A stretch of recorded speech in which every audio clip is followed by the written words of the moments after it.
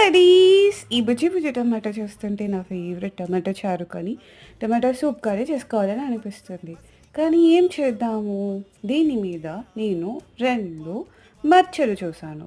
ఇది పాము కాటు అని, ఇది తినకూడదు అని అంతకు ముందెప్పుడో యూట్యూబ్‌లో చూసినట్టు గుర్తు. నిజంగానే తినకూడదా? పాయిజనసా?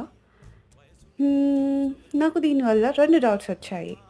ఎందుకు ఎప్పుడు టొమాటోస్‌ని చూపిస్తారు వీడియోస్‌లో? వేరే ఫ్రూట్స్ అండ్ వెజిటబుల్స్‌ని ఎప్పుడు పాము కాటు వేయదంటారా?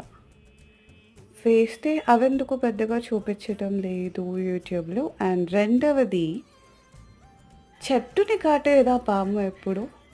ఆ చెట్టుని కాటేస్తే ఆ చెట్టు నుంచి వచ్చే ఫ్రూట్స్, వెజిటబుల్స్ మనం తినొచ్చంటారా? ఇవి నాకొచ్చిన డౌట్స్. వీటి గురించి మీకేదైనా ఐడియా ఉంటే చెప్పేయండి.